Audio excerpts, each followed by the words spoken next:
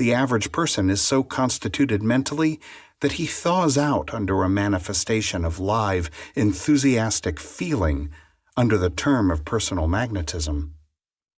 The feeling side of mentality is as important as the thinking side, and it is far more common and universal, for the majority of people really think very little, while everyone feels. A writer in the early 70s of the last century said, "All of us emit a sphere, aura, or halo, impregnated with the very essence of ourselves. Sensitives know it, so do our dogs and other pets, so does a hungry lion or tiger, aye, even flies, snakes, and the insects as we know to our cost. Some of us are magnetic, others not. Some of us are warm, attractive, love-inspiring, and friendship-making, while others are cold, intellectual, thoughtful, reasoning, but not magnetic. Let a learned man of the latter type address an audience, and it will soon tire of his intellectual discourse and will manifest symptoms of drowsiness. He talks at them, but not into them. He makes them think, not feel, which is most tiresome to the majority of persons, and few speakers succeed who attempt to merely make people think. They want to be made to feel. People will pay liberally to be made to feel or laugh, while they will begrudge a dime for instruction or talk that will make them think. Pitted against a learned man of the type mentioned above, let there be a half-educated but very loving, ripe and mellow man, with but 9/10 of the logic and erudition of the first man. Yet such a man carries along his crowd with perfect ease, and everybody is wide awake, treasuring up every good thing that falls from his lips. The reasons are palpable and plain. It is heart against head, soul against logic, and soul is bound to win every time. If you will notice the man and woman who are considered the most magnetic, you will find that almost invariably they are people who have what is called soul about them. That is, they manifest and induce feeling or emotion. They manifest traits of character and nature similar to that manifested by actors and actresses. They throw out a part of themselves which seems to affect those coming in contact with them. Notice a non-magnetic actor, and you will see that although he may be letter perfect in his part, and may have acquired the proper mannerisms, gestures, and other technical parts of his art, still he lacks a something, and that something may be seen to be the ability to communicate feeling. Now, those who are in the secret know full well that many of the successful actors, who seem to burn with passion, feeling, and emotion on the stage, really feel but little of these qualities while acting. They are like phonographs, giving off sounds that have been registered in them. But if you will investigate still further, you will see that in studying their parts and practicing the same privately, these people induced a simulated emotion, such as the part called for, and held it firmly in their minds, accompanying it with the appropriate gestures, etc., until it became firmly set there, impressed upon the tablets of the mentality as the record of a phonograph is likewise impressed upon the wax. Then, when afterward they played the part, the outward semblance of the feelings, with the motions, gestures, emphasis, etc., reproduced itself and impressed the audience. It is said that if an actor allows himself to be actually carried away with his part so that he feels the same keenly, the result will not be advantageous, for he is overcome with the feeling and its effect is upon himself, rather than upon his audience. The best result is said to be obtained when one has first experienced and felt the emotion, and then afterward reproduces it in the manner above stated without allowing it to control him. We mention the above facts for the use of those who do not naturally possess the faculty or quality of personal magnetism to the required degree.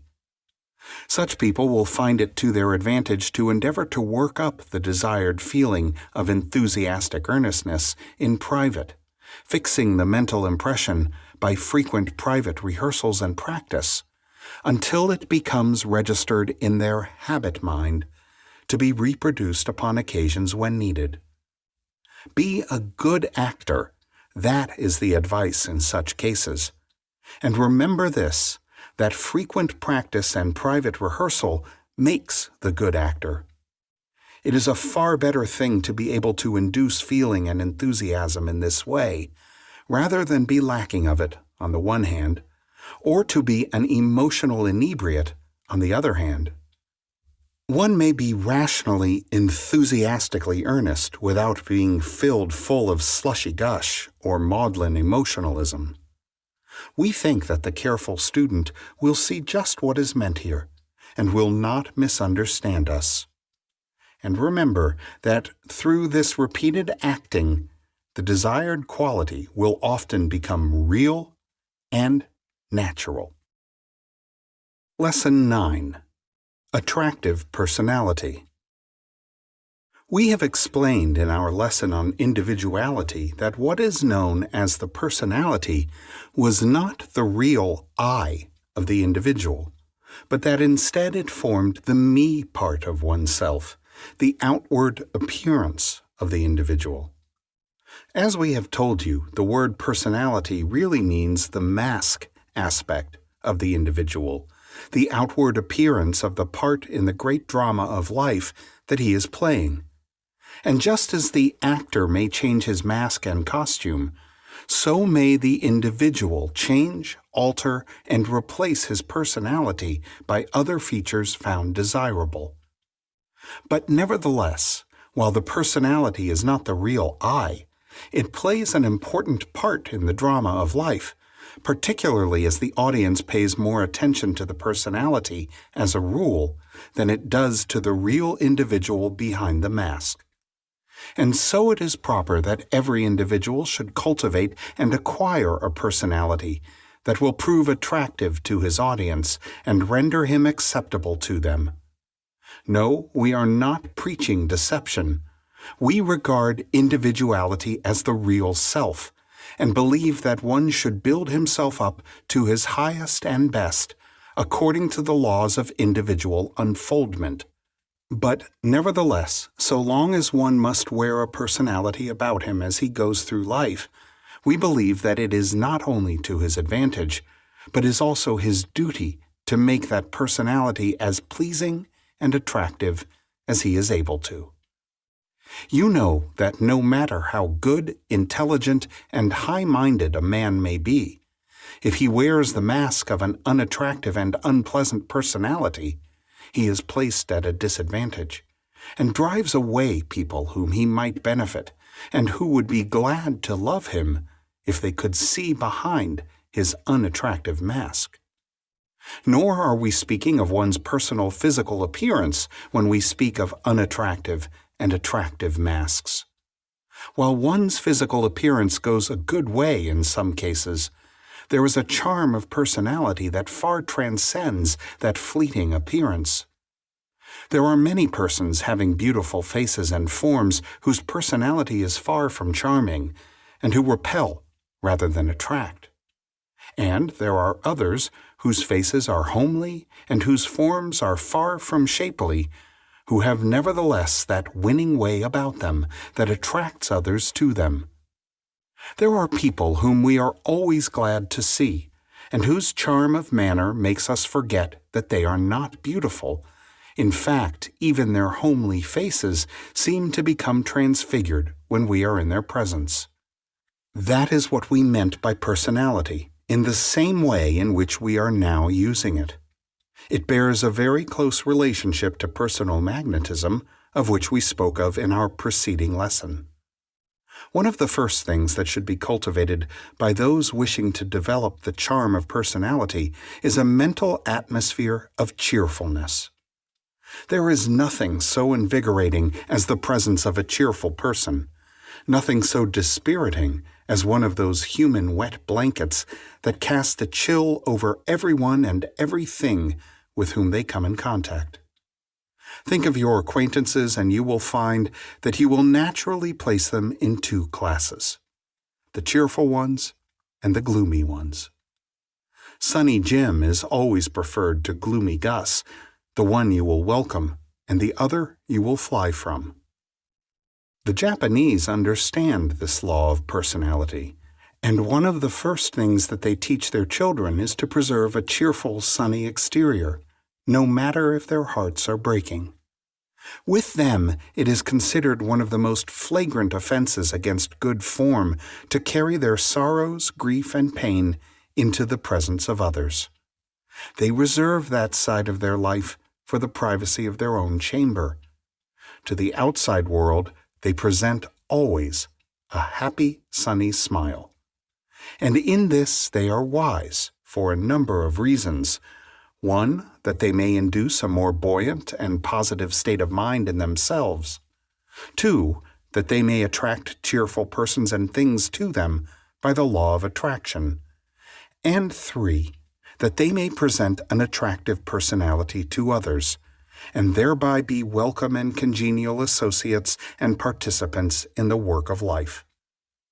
There is little welcome or help for the gloomy Gus tribe in everyday business life.